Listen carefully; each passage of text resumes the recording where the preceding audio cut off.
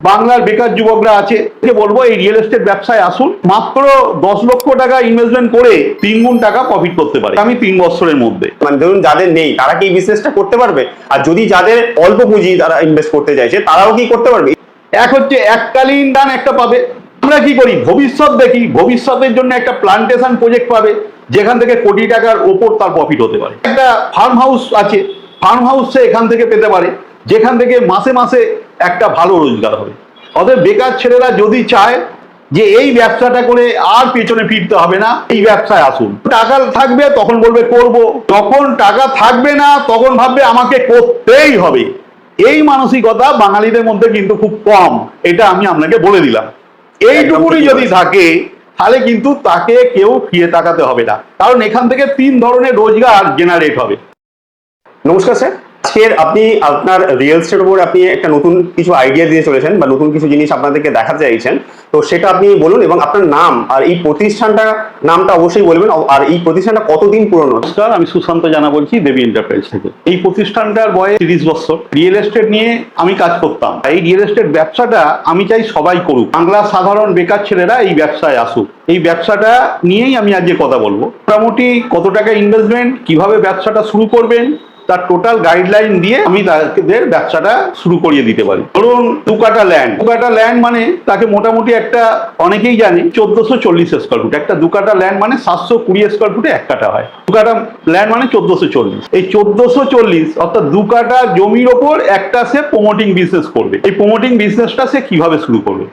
এই 2 কাঠা জমি নেওয়ার পর সে যখন রেজিস্ট্রেশন মিউটেশন করলো, তার উপর একটা স্যাংশন নিল। স্যাংশনটা সে মোটামুটি এফএআর পাবে 3000 স্কোয়ার ফুট। সে এই এখানে বিল্ডিংটা তৈরি করতে পারবে। 3000 স্কোয়ার ফুট যে এফএআর পাবে, একটা ফ্লোর কম বেশি 1000 স্কোয়ার ফুট, যদি স্টেট ফ্রি এই বিল্ডিংটা করে। আর এই বিল্ডিংটা সে যদি করতে পারে, তার কস্টিং যেটা দাঁড়াবে, জমি একদম কম দামে যদি 2 কাঠা জমি দেয়, সেই জমিটার দাম দাঁড়াবে 8 লক্ষ টাকা। একদম কম দামে জমি সে যদি দিয়ে শুরু করে, আমি ভাবুক যে প্রমোটিং বিজনেস করছে না, একটা বিল্ডিং করছে, একটা বাড়ি করছে। সেই বাড়িটা পার্ট পার্ট সে বিক্রি করবে। প্রথমে যদি ভাবে সে প্রমোটিং বিজনেস করবে, তার মধ্যে একটা আত্ম অহংকার আসবে। এত কিছু ভেবে লাভ নেই, সে একটা জমি নেবে এবং বাড়ি তৈরি করবে। 3000 স্কোয়ার ফুট এই বাড়িটা তৈরি করতে আর কম বেশি খরচ হবে 1500 টাকা পার স্কোয়ার ফুট। 1000 টাকা পার স্কোয়ার ফুট যদি খরচ পড়ে, এফএআর যদি 3000 স্কোয়ার ফুট হয়, তাহলে তার কস্টিং প্রাইস কম বেশি 45 লক্ষ টাকা, আর ল্যান্ডের দাম হবে 8 লক্ষ টাকা। মোট খরচ হবে 53 লক্ষ টাকা। এবার সে যখন এটা বিক্রি করবে, একদম কম দামেও যারা ফ্ল্যাট কেনে 3000 টাকা পার স্কোয়ার ফুট মিনিমাম, তাহলে 3000 টাকা পার স্কোয়ার ফুট মিনিমাম হলে 3000 স্কোয়ার ফুট 90 লাখ টাকায় বিক্রি হয়। 90 লাখ টাকায় যদি বিক্রি হয়, 53 লাখ টাকা তার যদি খরচ হয়, তাহলে মোটামুটি তার 35 লাখ টাকার মতো প্রফিট থাকে। মিউটেশন, স্যাংশন, অন্যান্য খরচ যদি আরো বাদও দেয়, তাও মিনিমাম যে টাকা সে ইনভেস্টমেন্ট করবে তার মোটামুটি দ্বিগুণ টাকা প্রফিট হবে। ইনভেস্টমেন্ট মানে কি? ইনভেস্টমেন্ট লাগবে মাত্র 10,65,000 টাকা। বাকি টাকাটা আমরা বুকিং এবং লোন করে অ্যারেঞ্জ করে দেবো। ইনভেস্টমেন্ট হচ্ছে 10,65,000 টাকা। আর যারা একটু পরিশ্রম করে মার্কেটিং করে এই কাজে নামবে, যারা ইনভেস্টমেন্ট অতটা করতে পারবে না, তাদের ইনভেস্টমেন্ট মোটামুটি 5%, মানে 2,65,000 টাকার মতো। মাত্র 10 লক্ষ টাকা ইনভেস্টমেন্ট করে 3 গুণ টাকা প্রফিট করতে পারে আমি 3 বছরের মধ্যে। যে সমস্ত বাংলার বেকার যুবকরা আছে তাদেরকে বলবো এই রিয়েল এস্টেট ব্যবসায় আসুন, বছর কাজ করুন, করার পর আস্তে আস্তে কাজটা শিখে নিয়ে বড় ধরনের কাজ আরম্ভ করতে পারবেন। প্রথম একটা ছোট কাজ হাতে কলমে আমি করিয়ে দেবো। যারা ইচ্ছুক, নিচে হোয়াটসঅ্যাপ নাম্বার আছে, হোয়াটসঅ্যাপ নাম্বারগুলোয় তারা তাদের বক্তব্য জানিয়ে দেবে। আমাদের যে সমস্ত মার্কেটিং এর লোক আছে বিভিন্ন ডিস্ট্রিক্টে আলাদা আলাদা, হুগলি ডিস্ট্রিক্ট, পুরুলিয়া, নদিয়া, মুর্শিদাবাদ, যে যেখানে থাকুক সেখানে সেই হোয়াটসঅ্যাপ নাম্বারটায় সে শুধু হাই করে দিই। আর যেটা করা হবে সেটা হচ্ছে কলকাতায়। ডিস্ট্রিক্টে আমরা কেন কাজ করতে পারবো না বলি, প্রথমে ডিস্ট্রিক্টে কেন কাজ করব না বা করা যাবে না, অসম্ভব। কারণ তারা যদি পুরো অ্যামাউন্টটা ইনভেস্টমেন্ট করে, তার জন্য ডিস্ট্রিক্টে সে কাজ করতে পারবে। কিন্তু যেহেতু সে মাত্র 20% ডাউন পেমেন্ট করে এই ব্যবসাটা করছে, জানবেন যারা এই ব্যবসায় তাদের ধার দেবে, লোন দেবে, সেটা তো আমাকে ব্যবস্থা করে দিতে হবে।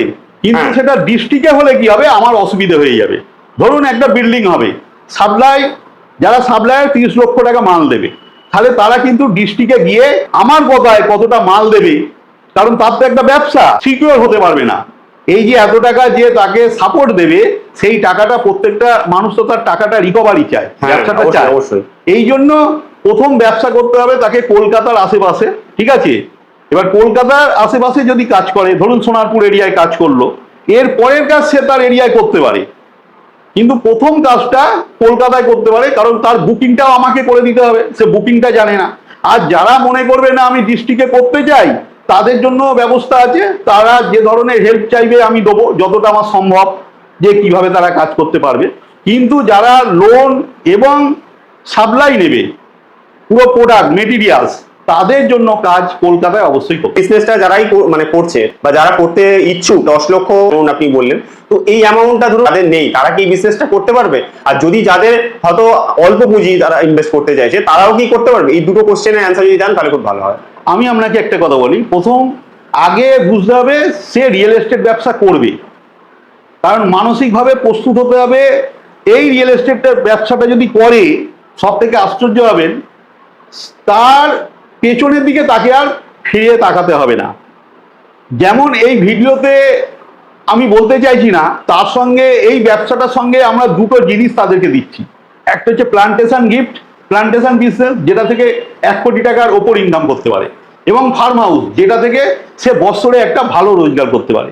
এই একটা মাত্র পরিকল্পনার মাধ্যমে সে এই সুযোগগুলো পেতে পারে। এবার আপনার যে প্রশ্নটা, যে কারো কাছে টাকা নেই বা কম আছে, হ্যাঁ, হ্যাঁ। আগে আমি বলি, সবাই শুনতে চাইবে যাদের কাছে একদম টাকা নেই।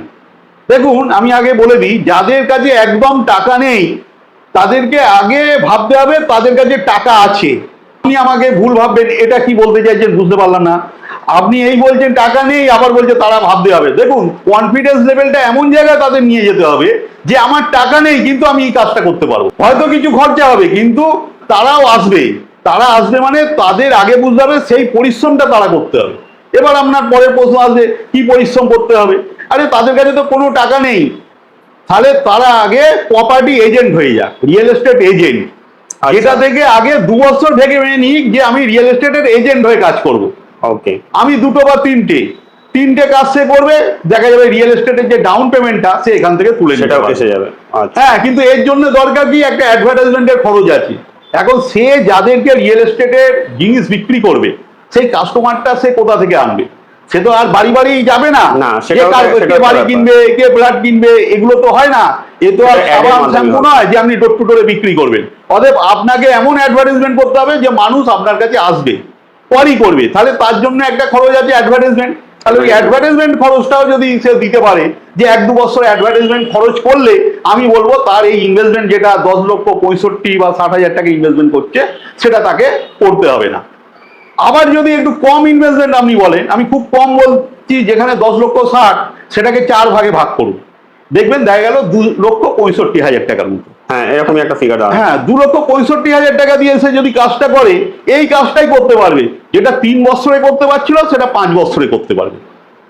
কারণ দেখুন, যার টাকা থাকবে সে তো একটু আগে দৌড়বে, কিন্তু যার টাকা নেই তাকেও দৌড়তে হবে। এই মানসিকতা রাখতে হবে যে আমার কাছে টাকা নেই, আমি পরিশ্রমও করতে পারবে না, তাহলে তো হবে না। বাঙালিদের মেন ব্যাপার হচ্ছে কনফিডেন্স লেভেলটা লো হয়ে যাচ্ছে। তাকে ভাবতে হবে যে আমি এটা পারবোই, আমাকে এখান থেকে কোটি কোটি টাকা রোজগার করতে হবে। 1 কোটি টাকা রোজগার করার স্বপ্ন দেখলে আপনি 50 লাখ টাকা রোজগার করবেন, কিন্তু আপনি শুধু স্বপ্ন দেখছেন, শুধু ভিডিও দেখছেন, তাহলে তো হবে না। আপনাকে কাজে নামতে হবে। কাজে নামা মানে কাজ অনেকখানি এগিয়ে যাওয়া। তার মানে আপনি বলছেন কনফিডেন্স লেভেলটা যদি সময়ের জন্য যদি হাই থাকে, তাহলে সে মানে যদিও মনে করে তার কাছে কিছু নেই, কিন্তু সেটাকে কনফিডেন্স লেভেলটা এমনটাই থাকবে যাতে করে সে যেন এগিয়ে যেতে পারে, অনেক এগিয়ে যেতে পারে। সে পারবেই। সে যদি নিজে ভেবে নেয় আমি পারবোই, তাকে কেউ আটকাতে পারবে? আগে বলুন তো, কেউ আটকাতে পারবে না। সেটা অবশ্যই ঠিকই বলেছেন আপনি। আমি তাকে তো রাস্তা দেখিয়ে দেবো কোন লাইন দিয়ে যেতে হবে। সে একটা বিজ্ঞাপনের খরচ জোগাড় করবে, যে 2 বছর আমার বিজ্ঞাপনের খরচ এই টাকাটা লাগালে কি হবে? হ্যাঁ, বিজ্ঞাপনের টাকা খরচ হলো।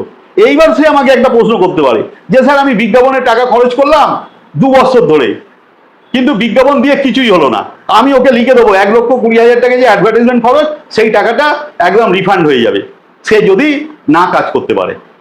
কারণ বিজ্ঞাপন টাকাটা তো বিজ্ঞাপন সংস্থা নেবে, আমি তো নেবো না। কিন্তু আমি এতখানি জোর দিয়ে বলছি, তার যদি কনফিডেন্স লেভেল থাকে, সে এখানে জিততে পারবেই। এটা জেতার জায়গা। আরেকটা জিনিস আমি জানতে চাইবো লাস্টের দিকে, একদম ভিডিওটা ইন্ডিয়াতেই চলে এসেছি। তো আমি বলতে যাবো আজকেকার দিনে মানে এখনকার দিনে কথা বলবো, যারা ধরুন বেকার যারা রয়েছে তারা যদি রিয়েল এস্টেটে আসতে চাইছে, বিজনেসে করতে চাইছে, তো তাদের উদ্দেশ্যে আপনি কি বলতে চাইবেন? আর আরেকবার বলবো যে প্রতিষ্ঠানের অ্যাড্রেসটা একটু বলবেন, আর স্ক্রিনে যে নাম্বারটা সেটাতে কিভাবে কি যোগাযোগ করবো, অফিসে কিভাবে যোগাযোগ করবো, সেটা একটু কাইন্ডলি যদি বলে দেন তাহলে খুবই ভালো হয়। এবার বলি, আগে ভিডিওটা মন দিয়ে দেখতে হবে। ভিডিওটা যদি ভালো না লাগে প্রথম থেকে, সে যেন এই সময়টাও নষ্ট না করে। ভিডিওটা দেখার পর তাকে চিন্তা করতে হবে আমি এই ব্যবসাটা করব। যখন টাকা থাকবে তখন বলবে করব, যখন টাকা থাকবে না তখন ভাববে আমাকে করতেই হবে। এই মানসিকতা বাঙালিদের মধ্যে কিন্তু খুব কম, এটা আমি আপনাকে বলে দিলাম। এইটুকুনি যদি থাকে তাহলে কিন্তু তাকে কেউ ফিরে তাকাতে হবে না, কারণ এখান থেকে 3 ধরনের রোজগার জেনারেট হবে। এক হচ্ছে এককালীন রিটার্ন একটা পাবে। আমরা কি করি, ভবিষ্যৎ দেখি, ভবিষ্যতের জন্য একটা প্লান্টেশন প্রজেক্ট পাবে যেখান থেকে কোটি টাকার ওপর তার প্রফিট হতে পারে। আর একটা ফার্ম হাউস আছে, ফার্ম হাউস সে এখান থেকে পেতে পারে, যেখান থেকে মাসে মাসে একটা ভালো রোজগার হবে। অতএব বেকার ছেলেরা যদি চায় যে এই ব্যবসাটা করে আর পেছনে ফিরতে হবে না, আমি বলবো যে কোনো ব্যবসা ছেড়ে এই ব্যবসায় আসুন। পয়সাটা রোজগার করতে পারলে হয়তো প্রথমের সবাই দিকে আপনাকে একটু দেবে। কষ্ট হতে পারে, তাহলে তারপরে আস্তে আস্তে কিন্তু সাকসেস রেটটা অনেকটা দেখুন, আমি বেশি। বলি এখানে কষ্ট বলে কিছু নেই। যদি আমায় বলেন, বলবেন কেন?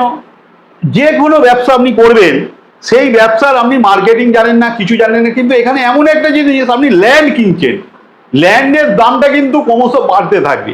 অতএব এখানে হারিয়ে যাওয়ার কোনো জায়গাই নেই। আর কিছু একদম, বিশেষ exactly বলবো আপনি না। ঠিকই বলেছেন যে ল্যান্ড এমন একটা জিনিস যেখানে কিছু মানে আপনাকে কিছু করতে হবে, এটা একটা ইনভেস্টমেন্টের একদম সঠিক জিনিস। আমি যদি সোনা কিনে সেটা কোনো না কোনো সময় পড়ে যেতে পারে, বা অন্য আদার্স যদি কিছু জিনিস ইনভেস্ট করে সেখানে কোনো না কোনো ডাউনফল হতে পারে, কিন্তু ল্যান্ড এমন একটা জিনিস সেটার মূল্য সবসময় যেন বাড়বে কিন্তু কমবে না। কমবে না। অতএব যারা ব্যবসা করবে হোয়াটসঅ্যাপে হাই করে দিন, আমি তাদের সাথে বসে কথা বলে দেবো, মিটিং করে দেবো। নিচে যে নাম্বার আছে সেখানে শুধু হাই করে দেবো। ধন্যবাদ, ভালো থাকবে।